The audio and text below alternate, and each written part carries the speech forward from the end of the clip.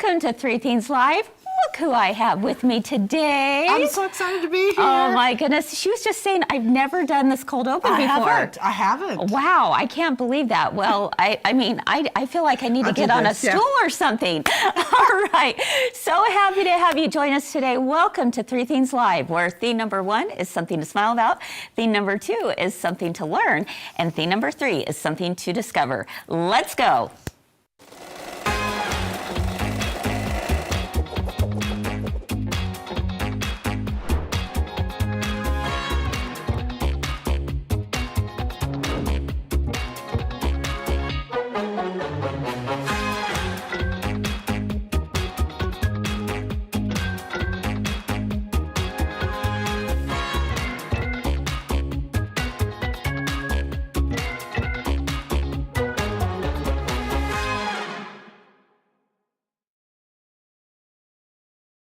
Live. I'm Kris here at my girlfriend's quilt shop, and so happy and excited to be able to have Suzanne with me on the show today. Oh, it's hello, such a joy. Suzanne. Thank you. And Hi. you're looking so adorable in the purple. I love it. You. I'm channeling my inner coquette. Oh, see, I got my bows. Yes, you do. Yep. You see them everywhere, don't you? You do. And you do. when you didn't think that, you know, bows were a big thing, and now that it's in your mind, It's do you see it everywhere? It's everywhere. Yeah. In fact, I was at church on Sunday. There were at least 3 ladies sitting in front of me with little bows in their Really? hair, pulled back, pulled up. You know, it's just like, that was the old days. Interesting. It was Yeah. interesting. Okay, well, there you go. So how are you doing? It's been a minute since we've seen each other. Let me think. It's been, well, January. I was up here. Yeah. Me and Vern. So how was your weekend? What have you been doing? What have you been working on? My weekend was great. It was very quiet, but I finished my book. Which book? You know which book I'm talking about? The Wind.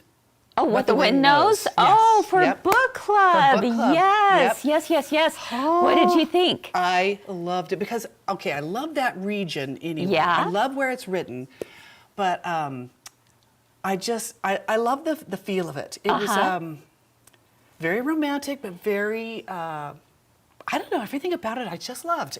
Really? I liked... Do you like time travel? I do like it. Okay, like because sometimes it's a little different. In fact, my sister Kim called me the other day and she said, okay, I ordered the book, I have it here, but what do you think? Like, am I gonna like this book? Because I'm not really into time travel. Well, and I said, oh, I think you'll still really like it. You need to read it. And you do learn something from it because I didn't know There's a anything about ton that of period history, time. isn't there? Mm-hmm.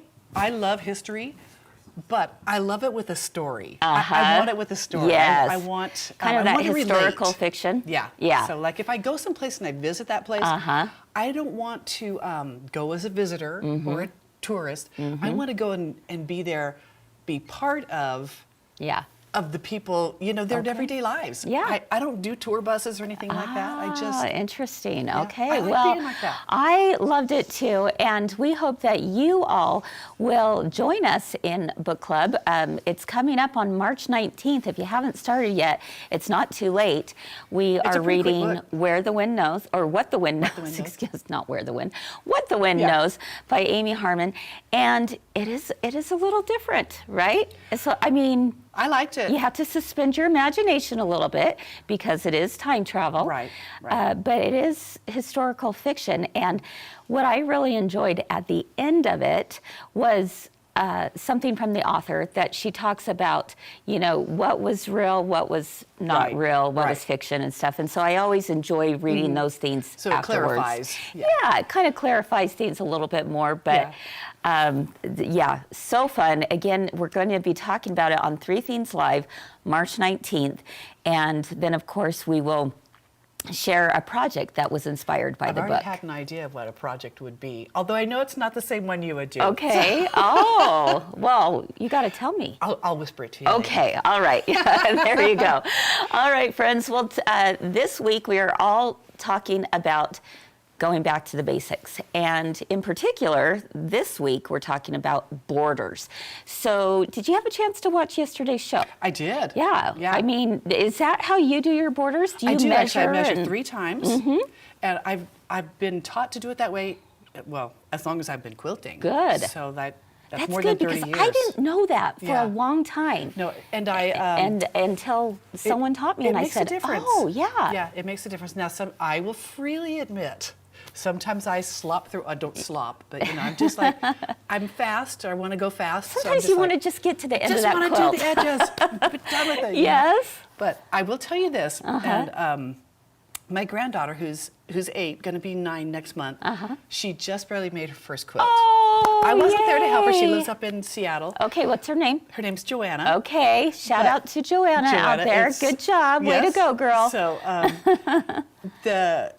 I did not tell her about that. So that would have helped her a little bit. Sure. I quilted her quilt for her. So the borders, there was a couple little ways, but to be 9 or 8 that's and be able to amazing. finish a quilt, I was so impressed. I mean, That is it impressive. was a proud grandma moment. Absolutely. So I'm going to put that on Instagram. Okay. Yes, please do. We want to see that, and put She's it so on sweet. Facebook too. I will. We want I'll to put see it that. in the friends of my girlfriends. Definitely. And then the golden ratio. Have you ever considered that? Actually, I have. It's not particularly when I was quilting, but it's really important in that it's just the way that things look.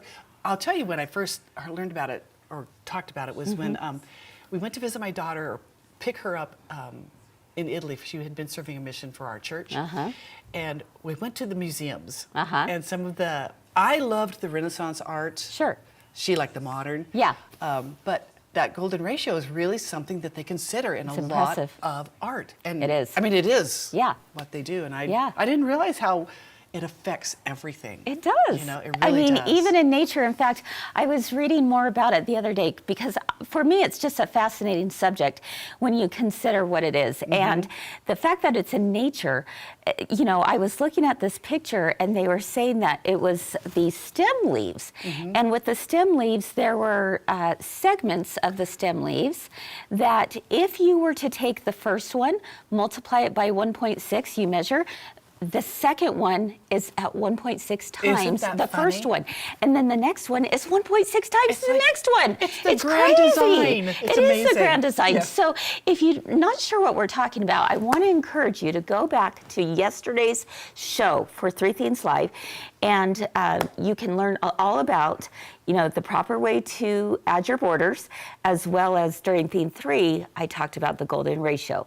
And it really does make a difference in more of a balanced, cohesive look.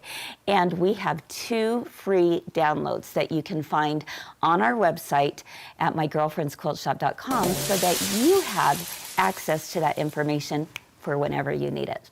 All right, so let's go ahead and look at some borders that have been, we have found all over the web, because it's creative, it's fun, it's different, and I love seeing how different people do different themes. So if we take a look at this one, these are just a bunch I grabbed from the web. Look at the corner of that with the Dresden fan. That is so cute. Isn't that unique? Yes. I love that too. And then, of course, someone else did the friendship braid around the quilt. I love doing that. I've done a few quilts with that. It's a great way to piece a border together. Right, and to use up some scraps. Absolutely. All right. Then we've got, a border that is also filled with some pieced flowers. And prairie points. Exactly. So you got to love that. I love the 3-dimensional look there. Me too. All right. Next up, we have a couple more traditional quilts, if you will. But I love, if you look at the one on the left, for example, you've got several borders going on here. Yes. You've got the flying geese, then you have your stop border, and then you have additional squares that are kind of offset by a little log cabin another in the corner. piece, and the little log cabin in the corner. Isn't that darling? It's really cute. It's like it incorporates itself into the quilt rather than being like a separate border. You know what I mean? Yep. It almost looks like it was a medallion quilt.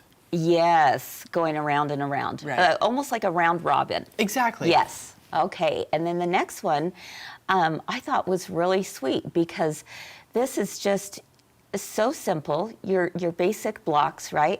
But then you have a strip of white going down the center that, separates those.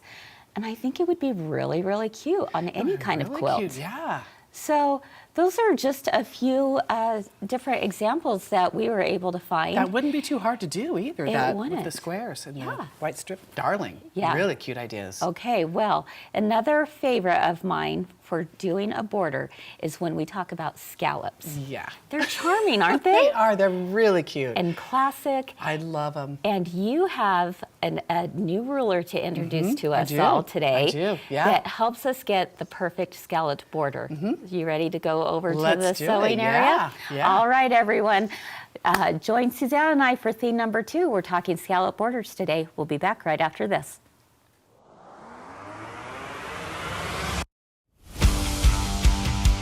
Calling all long arm enthusiasts. Come meet up with my girlfriend's quilt shop at the Handy Quilter headquarters in Salt Lake City. Learn from the pros and finally master the long arm quilting machine. If you are thinking of buying a long arm or just need some informed practice, then join us March 5th through the 7th. The pricing for this event is unbeatable, and we'll also be offering discounts on all the needed supplies. So, yeah, you can afford to come. For more information, visit us at mygirlfriendsquiltshop.com or click the link below.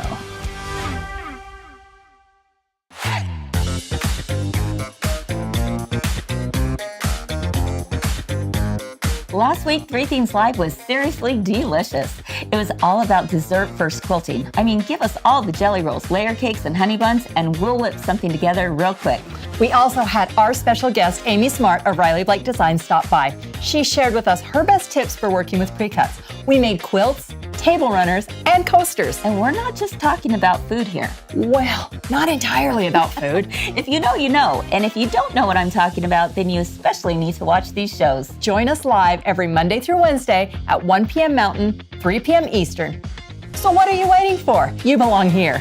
Catch up on last week's shows via Facebook or YouTube by clicking the links below. Three Themes Live is where we always have something to make you smile, Something to learn. and something to discover. Let's go.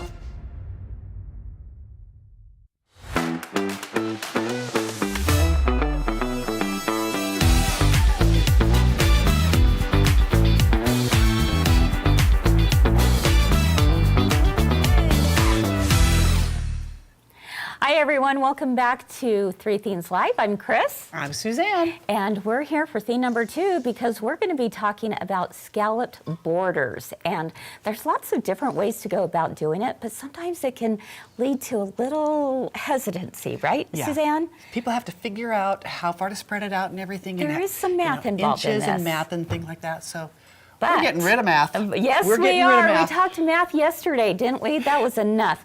We have a great tool to introduce you to. If you haven't discovered it yet, it is the Scallop Ruler template by Creative Grids. That's so it right I'm there. going to go ahead and show that right here, and then I'm going to show you down here so you can see it a little bit closer. I'm going to grab this real quick so we can. Can you see well, it better? no. Well, There we go. You that's can a kind of little- see there. So this is the scallop template. Now, this is from designed Creative by Grids. Krista Moser. Krista Moser. And Yep. she uses this a lot in her quilts. Yes. And yes. isn't it interesting that we've got this scallop, but we also have kind of a slow curve going on right So here. let me tell you a little bit about those. Okay.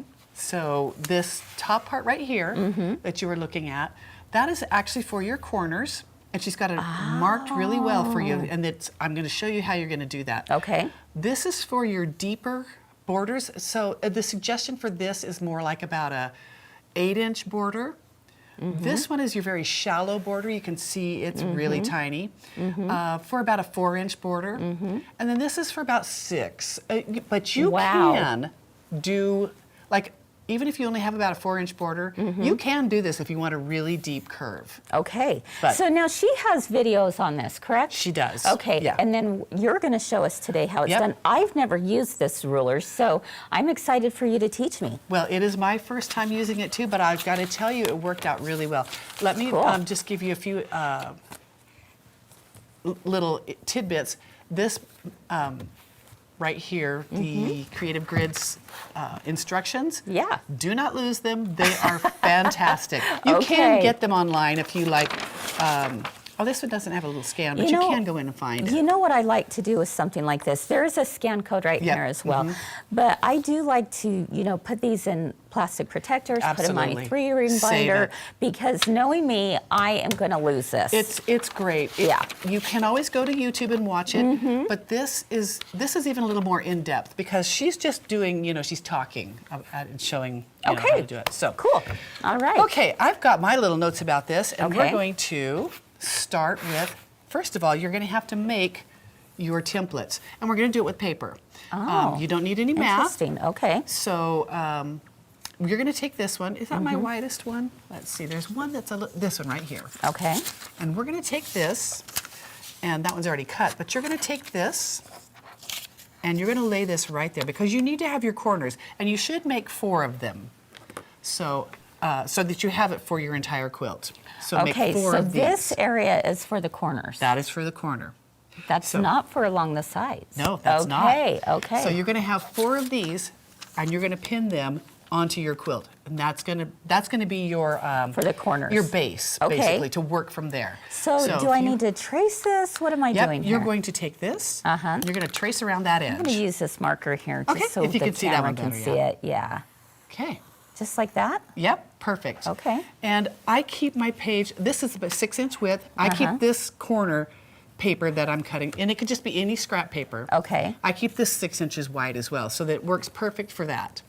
So get that rotary cutter that's for paper, and then cut around this edge. Good idea. You've got it kind of labeled differently, don't you? I've got it, that's my paper one. Okay. So I didn't do the best job there. That's okay. I might find it a little easier to use scissors. If you want to, you can. Okay. I just there do you that. go. So, okay. So pretend we have 4 of those. Okay. Now you're going to take this.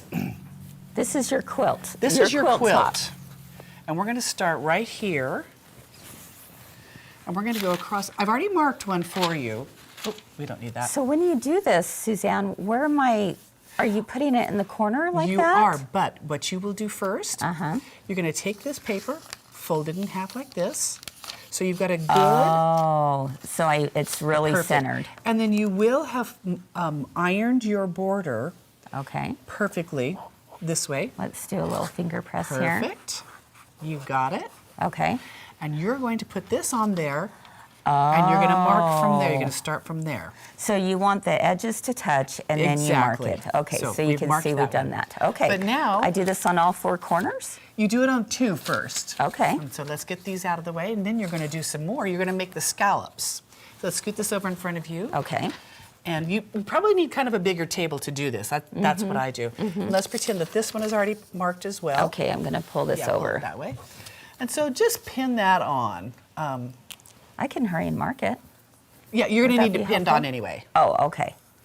So. There we go. Yeah, but do mark it. That's good. So let's get a pin and hook this one on. Okay. And we'll pin the other one on as well. I know it takes quite a bit of space to do this, but it's worth it. It gives you a really beautiful curve. You can just, move this around too. Yeah. Right? Okay. Now you've got to make your scallops. All right. So I went ahead and cut some deep ones for you because I thought, let's do a deep one so we can really see how it's going to look. So how do we know how many to do in between? Well, you don't. That's what's beautiful. Okay. You don't have to know the math for it. Okay. So you would take this. I cut mine. I just cut them right there at 6 inches because that's really all you need. You're going to mark right across here and end right there. So you can just cut that part off. Okay. Am I doing this right? You are. Okay. So, I just drew mine on. Okay. But you can just cut it too. And then we're going to come back and we're just going to cut at 6 inches. I'm just cut that off right there. It doesn't have to be perfect, so just about right there. Because there's a lot of just kind of sketching. It doesn't have to be perfect. Okay. It does not. I'm going to believe you. So, all right. You would cut as many as you think you're going to need across here. I'm saying about 7 or 8. So I went ahead and cut a bunch of them. All right. And so now you know that's all you've got to do right there. Okay. And then if it's a really big quilt, this is something I learned. I kind of put one in the middle. I fold my quilt in half, mark the center, and then I start with my hill right there in the center. Oh, look at that. And then I can see what's happening use here. some washi tape. Just hold that together because we're going to be moving it around anyway. Okay. So I'm just taping these two pieces together, is what you're saying. Yeah, just tape those together for now. Okay. This is just assuming we're doing like a full-size quilt, you know, a Sure. 60 or 80 inches long, whatever. Okay. So let's just leave that like that. You're going to, starting at the edge, you're going to match that curve. That's perfect. Yeah, that's great. Okay. So keep your washi tape handy. She does a lot of pinning. I like the washi tape just because it's easier for me. Okay. You're going to take these curves and you're going to start right there and just kind of start going. So you're seeing, let's show that again. Let's see if we can get more up close on this shot because I want to make sure that everyone can see how this is being attached right here. All right, there we go. So we had this one. We did the half of the scallop, right? And so instead, you know, that doesn't make sense, does it? This doesn't make sense. This makes sense because it follows the curve. Okay. So you're going to have your hills and your valleys all the way across. Now, do I tape this, did you say? I tape it because the washi tape, you know, you can just pick it up and move it around. Okay. And the pinning. Or you could use Timberbell paper tape, too. Yeah, you can. That would work perfect. All right. So just go ahead and get started. So your next step is you just lay this one here. Whatever you do, so like, say for example, are we going to be like pushing back and forth? Yes, we are. So for example, if you want it really deep, then you would overlap these. But what you have to, and you'll curve that, smooth it out. You know, it'll be some overlapping. Okay. And then the thing that you need to do though, for sure, is like if I'm overlapping this 1 inch, overlap the valley 1 inch too, because then it gives you the even curve. Oh yes, instead of course, a really tiny short hill and a really deep valley. So you see that would be a very short hill. Yes, it would. So yes, that'd be tiny. Right. So you try to do that. Now we've got kind of a weird size here. We may need to scoot that over. Okay. But let's flip this right here. And then let's lay this one right here. So it's kind of like putting together a puzzle. You're just kind of going back and forth, and you're trying to match the hills and the valleys. Right. Okay. And you just match them as you go along. And you're singing a song from Over here. The Hills Are Alive, right? From Sound of Music. The hills are alive. Okay, here we go. So this is the really deep curve. So, okay, so should I scooch it over? Yeah, so what have you got to overlap here? You've got about 1 inch. Yeah, so I'm going to overlap about an inch there. Maybe half an inch or whatever it is. Okay. It's not too exact that it's going to make you nervous, you know? Like, okay. Because it's not like someone's going to go, oh, that was that an one's inch, way too short. And that was a half inch or something like that, right? Yes, okay, exactly. So we continue putting together this puzzle. Yes, and exactly. Is this okay right here? Yeah, give it a try. If we're I say looking at yes. that? And then let's go ahead and get the other one on that end. Okay, would it be a good idea to build from the corners into the center? Yes. Now, I like to put one in the middle if I have a big, long quilt. Okay. But if it's a smaller quilt like this, absolutely move from outer edges to the center. Let me see right here. Yep, you can scoot it on there. And again, I'm trying to just kind of match that hill, correct? Yep. Okay. This is kind of fun. It is. It's nice. And you know what I've done when I do it, like on this quilt that you're going to be cutting, excuse me, I just saved this after I taped it all together because I'm assuming that both sides of my quilt are the same. So, okay. So here's more of those for you. Okay. So, and you can just use any scrap paper for this. All right. So. I'm trying to figure this out here. There we go. There we go. Again, it's like a puzzle, folks. It is. So just a little remember bit like that. A puzzle. I'm just building my hill and my valleys. Yeah, that's looking good. And I'm gonna scoot this. All right. So it does take. I mean, you don't have to do the math. The the ruler, the template is doing the math for you. Yes. But now, if you do think have that that's too deep, we could always we'd have to take one totally out. Like it has to have 2 pieces out. And we could spread these so you've a got little options. bit more. Yeah. You've got options is what we're saying. Yes. Okay. Now, the one thing you need to remember is if you do keep them kind of close together like this, you are going to have a little deeper binding to put in. But since it's a soft curve, yeah. there's no point in there. Yeah. It's much easier, and you're going to show us a little bit more about that. Yeah. So that's how this all works. If we want to add that one back in, see, I love the deeper curve. Okay. I like the... So, question for you, Suzanne. Yes. Are we doing this before we quilt it or after? Before we quilt it. Okay, why is that? Okay, here's something I learned. So, you can do it after you've quilted it. I learned that the hard way. Really? Yes. Okay. But her reason for that is because when you mark it and you quilt up to the line. Sure. Okay. And then you don't have all the possibility of losing your quilting coming out. Oh, but if you do, that makes sense. If you go ahead, if you have a square and you've quilted it already, which we do here. Yes. Then if you're going to bind it immediately, it's not going to be a big deal. Right. So okay. Personally, I found that easier, frankly. Now, something else I learned, you're not supposed to cut this before you put it on, but I did. Oh. Well, I could see how that could happen too. Hey, but it worked. But it worked. Yeah. Well, Laura has a question in the comments. She is asking, so you need to keep the center in place, right? You can, if you're doing a big quilt, I would keep the center in place. Okay. And then make it work from corner to center and then corner to center. So you're basically going to have, like, I've got 4, 1, 2, 3, 4 here, 1, 2, 3, 4 there. So that's a great question, Laura. It works that way. And if it needs to go off just a little bit, it's fine, not gonna right? hurt. Yep, okay. Because this is a know. very forgiving way to do that border. Wow. And I'm telling you, I just love, it really adds something. So would this be then the time to take my marking pen and mark it? Yes, so now, once you've got these pinned, let's just pretend it's already, and you will go ahead and mark that.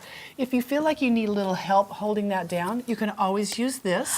Ooh, Wait, yes. let's go with the deep one. Yes, yes. So you would do it right that there. That would actually give me something to lean butt up against. Yeah. So you do that, and then when you get to the other curve, you just flip it over. Oh, so, smart. And it helps you. Now, if anyone is freaking out right now thinking, why is she using a permanent marker? Guess what? You could use a permanent marker too, if it would help, because this is actually going to cut and it's going to be covered by binding. It's going to be covered by binding. So, if that helps you to see a little bit better, yes, go ahead and use the permanent marker. It's not going to hurt your quilt. Yeah, because I've only used ink. I mean, I used an ink pen for marking mine. And on the black, that was a nightmare. Oh, yeah, I bet it would be. Okay, so this is kind of how we lay it out. We map this out, we puzzle it out, whatever you want to call it. You draw it on. And you draw it on. Then what? Then you're going to... Fold this up? Yeah, okay. Fold it up. Okay. Then you're going to quilt it.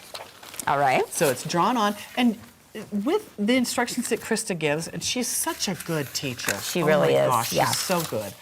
With the instructions that she gives, you quilt up to the edge.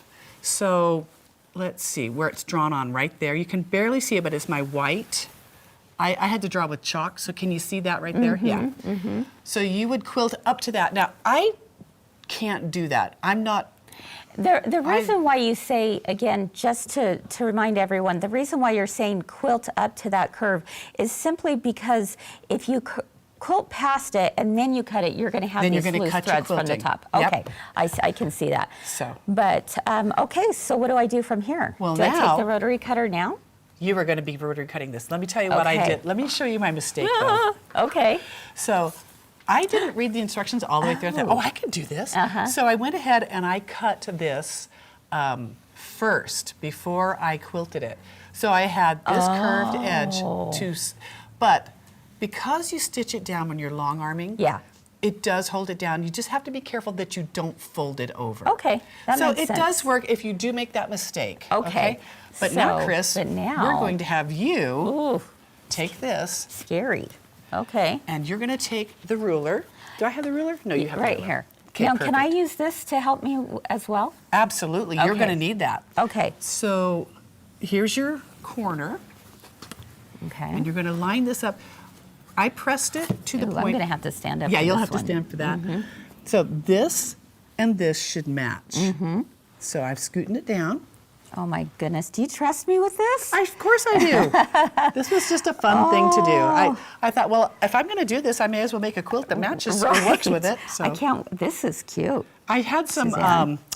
leftovers, so that's perfect. Yep, just cut that right off. Ooh. Yep. Okay. So you've got your nice corner right there. Now you're going to move on a little bit. Can you see that chalk? Okay. Yes. I think I used the medium on this one. Okay. So you're going to flip this way. Yeah. Very nice to have that template to It's just kind of really bud that up helpful. against, right? So I would just cut right about to there. Okay. And then And we'll then flip it over? Yes, Okay. exactly. Can I do this over Of course, here? yeah, Okay. whatever works easiest for you. Okay, all right. So I'm just lined up Yeah. here. There is a line to follow. It's kind of hard for them to see. Oh, brother. Oh, you're Okay. fine. Yeah, cut right Okay. there. All right. There we go. Remember, curves are very forgiving. All right. Then you're going to flip it. Oh, on medium. There we go. All right. Thought I was? Yeah, there we go. And you're going to just keep going. Was I on medium? Oh, yeah. I can barely see my, because I did that a while ago. And then just keep going up to that top of that hill. Wow. Beautiful. So there you Look go. at that. Yeah. And then you just keep going all the way around. Wow. So here's how it will look. I'm feeling when fancy. You are fancy. Okay. All right. When now, you get there. you could trim it with scissors, right? You could. I mean, you if that could. was easier for you to handle. Right. Okay. So your borders are going to look like this. I don't know if you guys can see that okay, but I love the curve down there, and it's just a perfect. But with the everything cut. Everything correct? would be cut, Okay. yes. Can I Because- do that real quick? Yes, of course. Because that's going to drive me crazy. Yeah. Okay. So. Yeah. Just cut along that. Yeah. I trust can, you. Yeah. There we go. There we go. I just want to make sure everyone. So everyone can see what it looks sees like. That it's. Yeah. Yeah. Completely. Yeah. So it's going to look Yeah. just like that. Okay. That was my mistake. Oops. Where I. Hey, that's good to Cut learn it though. first? From. Yeah. Yeah. But you know what? Honestly, it works. Yeah. As long as you can stitch it down and hold it down, you're good. Yeah. And if you forget to, you can take it to your sewing machine and stitch That's it down right. as well. Everything's figure-outable, folks. Right? Yep. Okay, so let me just And at finish least get that around that piece curve off. and then you can see how it is. Yeah. Whee! Yeah. I know, it's kind of fun. All right. And it's really nice if you've got a sharp blade. That's right. Make sure your blade's sharp for yeah. sure. Okay. All right, so that's how that's going to end up. Oh, that's going to be cute. It's going to be so cute. That's going to, oh, look how darling this is. I just thought, I had these left over from years ago. Yeah, I remember this line. Yeah, it was a gingerbread. Uh-huh. And I thought, well, I'm just going to cut those apart, and I'll just make a cute little There cake you go. quilt. Hey, you guys, So- she's getting her UFOs done. Yeah, I created one. I like it. I like it. Well, that's pretty cool. Let's see what else, what questions are coming up in the Okay. comments. Marion says, I'm confused. I thought you were supposed to cut the scallops before you quilt it. Which way is better, before or after quilting? Well, according to Krista, who created this ruler, you do the scallops after you quilt it. So you... No, before. Oh, yeah, you draw them You first. draw them yeah, you first. draw them Yeah, first. yeah. Sorry, you cut them after. Yes. Yeah, so you draw them on, quilt up to that edge, and then you Okay. cut them at Okay, that point. that makes sense. Yeah. Heidi is asking, do the bottom and sides need to match? They They just will match at the not. corner, right? Yeah, you just match the corner. The corner is the only thing that really is the anchor. Okay. So you do it at a 45-degree angle. You can see on this, there's a line right there, and you put it on your, Let me show that. yeah. Okay. So So- she's talking about this line right down here, and you're putting that into the corner, correct? Correct. Okay. And so it will go like on this one. It fits perfectly from this spot to that spot right there. To Yep. the curve. Can I'm you see lining that up. Yeah. So- Right there. Okay. All right. I love And it. so that's all that has to match. Top, bottom, left, right sides, she's asking. They may not necessarily all be even between the top and the bottom and the left and the right. Am I hearing that correctly? For the me, corners will be. The corners will always be okay. Perfect. So they'll go just like this, point outward. They might be just a little bit off. There's not going to be a huge difference where you would notice it. Right. You would not notice it. You wouldn't look at that quilt and say, "Oh my gosh, that's totally off." But the thing is that when you're doing a quilt, generally it's going to be rectangular. So when I tape all my pieces together, I save them and lay them down the other side. Oh, so you don't have to. So you don't have to redo it because generally it's going to be darn close. Yeah, that's a really good idea. That's why I don't pin it; I tape it. So, I love it. Yeah, because then it's like I've made the border for both sides and for the bottom and top. Excellent. So, Excellent. Yeah, definitely use the washi tape to hook them together or the Camberbell tape. Okay. All right. Because it's removable. That's an excellent point. I like the idea of not pinning it. Yeah. Then you can actually move it over to the opposite side. I love that. Once you're drawing it, if you need to pin it to anchor it a little bit, feel free to do that. Of course. So, but while you're scouting it out, planning it out, use the tape. Okay. I promise it helps. Wow. So what's your favorite thing about this? I love that it is no math, and I love that it gives me the perfect curve right here. I think it's great. And I like the really deep curve. I almost did the really deep one on this one, but I thought, it's not that big of a border, because I was going with what she said. However, I've learned that you don't have to. I mean, even if I had a really shallow border, I could still use that really deep, the large, and give him a really big curve. Yeah, so it just goes deeper into your border. It just goes deeper in your border. A little harder to sew, but that's okay. Wow. But, with the things you're going to show us, I know. It I love won't be bad. In fact, thank you so much. This is great. It is fun. Alice has a question. She says, "How do you bind? Now, do you bind?" Well. Funny you should ask that. Funny you should ask that, because if you'll stick around for theme number 3, we're going to talk about just that. We'll be right back.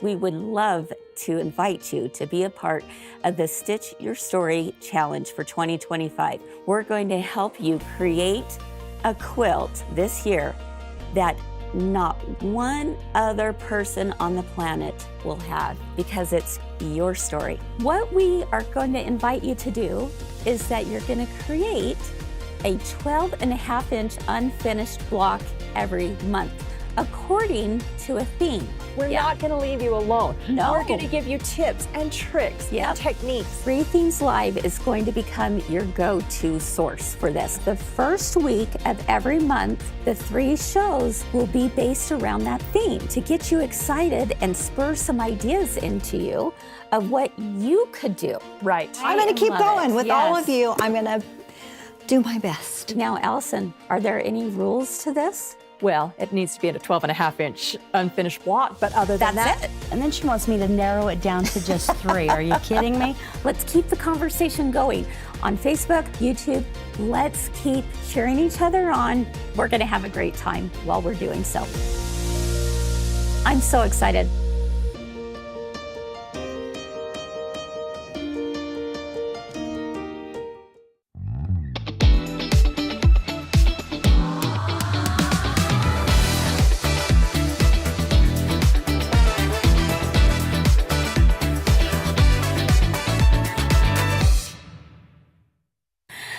All right, everyone, welcome back to 3 Themes Live. Hey, nice job. I'm finally getting it. At first, really I was fun. going, what are we doing? But actually, it won't take long, will it? It won't be. It's not bad at all. It's so easy if you just look at it and just realize that you're creating a paper template. And you don't have to measure it. And there's a question in the comments about, do you reuse your papers? I do. Or do you throw them away? Nope, I reuse them. Yeah, why not? Why not? Because I've got it cut. Yes. And I can untape them. Maybe you could, I think that if I were to keep them and reuse them for other quilts, I would probably write on there if I did the gentle curve or, which size You would I need did, to know, right? because it is a little confusing. The difference between the large and the medium is not that huge. Okay. So you need to make sure you know what you're doing. Okay, now, Suzanne, if they would like this ruler, where do they find it? They're going to find it here. Yes, they are. From my girlfriends. I think it's online right now. It sure is. It's under new releases. So you can Perfect. find this ruler at mygirlfriendsquiltshop.com and just check under new releases and you'll find it there. It just really adds something to your quilts. It You know, does. I get so bored with my borders. Exactly. And this is cute. It is it's cute. really It's cute. very charming. All right. Well, there's been some questions in the comments about how do you bind this? And so that's what I'm going to share for theme number 3 for our discovery. And the first thing you need to know is this, that whenever you are binding curves, you must really do it on the bias. Absolutely. Right? Why is that, It will Suzanne? not work because you can't do this with the straight of the grain. Exactly. But this you can. You can stretch it or curve it. Exactly. And I'm going to show you just a quick little demo of why bias is important when you're doing curves. So like Suzanne mentioned, doing a binding on the straight of grain, which is what I just cut, if I pull on it, not very much stretch, right? But if I cut it on the bias, you have a lot more stretch, which is what allows you to go around those curves. So let me show you just an easy way to fold bias, because sometimes that can actually confuse people. Yes. And sometimes it intimidates us. So we I've say, gotta I don't tell want to you. cut on the bias, but it's really easy. I just barely learned this from you, cutting it the way that you're doing it. Serious? I've always done it just in yardage and just folded it whatever way I could get a 45-degree angle. Hey, well, that works too. It works, That but I works. like this. This is very clever. Well, good. I'm doing this with a fat quarter today. Same principle applies no matter yardage, whatever you're doing. So, but for the sake of the camera area, Yeah. this is what's going to work. So I'm taking my left top corner and I fold it down somewhere towards the center. Does it have to be exact? No, I'm just going to go right about there. Perhaps I should have ironed this before. Yeah, well, it's all right. Then I'm going to Let's take pretend that's ironed. exactly. I'm going to take the bottom right-hand corner and I'm going to fold it up to meet, just like that. Okay, now I have. Oh, those were the days. Remember those days? Glad they are over. Me too. But then we have these folds, and these are parallel to one another, right?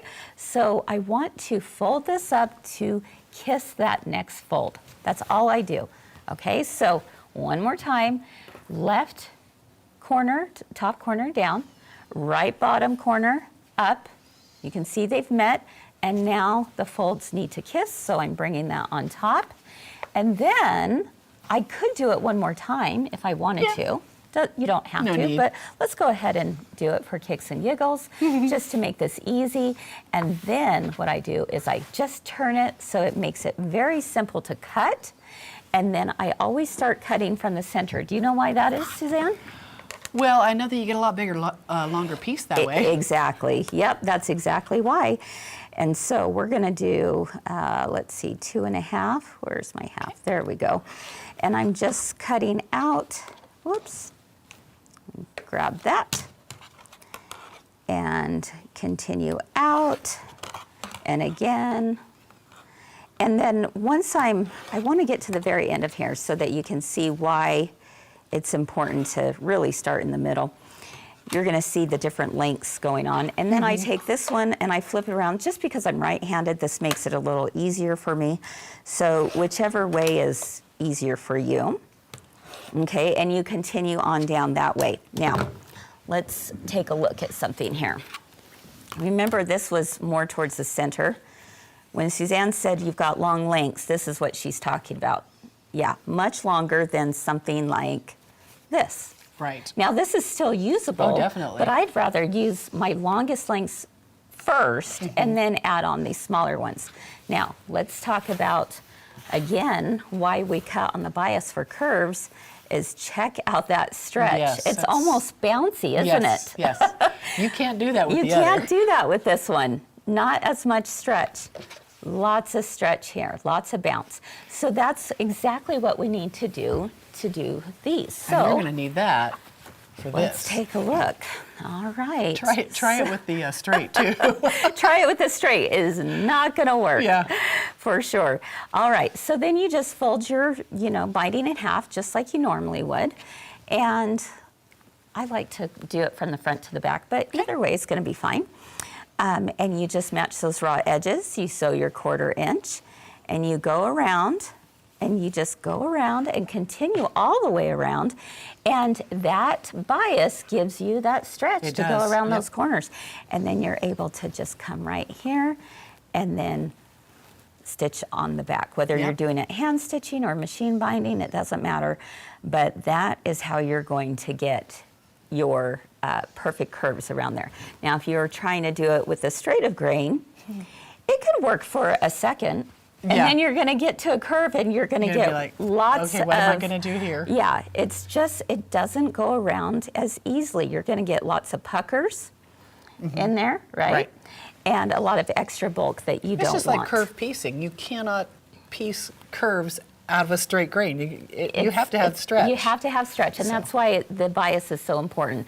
So just just something to discover today is to think about, why am I needing the bias, and how does it apply to the curves? It's because you have stretch, that's exactly what you need to do it.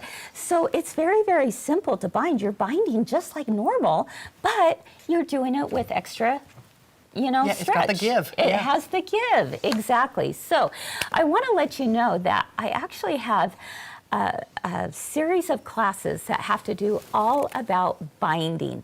Now, club members, guess what? This whole series is absolutely free in the club. All right, and we talk about scallop borders, we talk about, different kinds of curves, how to join your ends, different kinds of, if you're going in or out, and that is all free in the club. Yep, I've seen those too, and they're very, very helpful. Thank you. Yeah, and if you, they have. I recorded it several years ago before we had our amazing film crew here. So, the quality is like, it's a little to be desired. You can understand what you're talking about. Exactly, I hope so. So, club members, you can find that free in the club. If you're not a club member and you would like to take those tutorials, you can find it on our website at mygirlfriendsquiltshop.com, and the class series is just $25. And again, we're going to cover everything that has anything to do with binding, and especially, because today we're talking about scallops. You saw yesterday that Kyle showed a scalloped quilt that was so a darling. lot deeper, right? It didn't have the gentle curves. It was more pointy. And there is definitely a very important way to bind that kind of scallop. And it has a little more work to it. It does. Because it does involve, you've got to cut the seam into that seam allowance at each little valley. That's why I've only done one of those. It's a little more work. Now the results are great. Beautiful though. The results are amazing, but I've got a special video just on that, also found in that binding series. So if you're interested in that, be sure to check that out on our website or in the club. All right, well, I think that wraps things up for us today. I think so. This has been a lot of fun, just kind of revisiting the idea of getting back to the basics, of knowing how to do our binding on our quilts and making them even better. I just think adding borders can be so boring. Yes. But it's just like you were saying yesterday, it's like you're just adding more and more, and it's like, you need to make it interesting. You need to make it interesting. If you're going to continue adding more, you better make it worth it. Make it worth looking at. So. Exactly. And yesterday I also said that borders are sometimes the unsung hero. Yes. And they can truly make or break a quilt, but it's something we don't really talk about that often. Right. And like you said, it's kind of boring. It just gives it a different feel. Yeah. I could have just left out straight, but this makes it cute and it is young. For sure. Well, we hope that you are excited about doing scallop borders, and give it a try. Try something new if you haven't done it before. And if you do, make sure and tag us on social media using the hashtag #MyGirlfriendsQuiltShop, and be sure and post it in our Friends of My Girlfriend's Quilt Shop page, Facebook group, because we want to see them. We want to see all the things you're working on, and that inspires us too. Yes. All right, everyone. Thanks so much for being with us today. Have a wonderful rest of your day. Keep doing all the things you love, and we hope to see you again real soon. Bye-bye. Bye.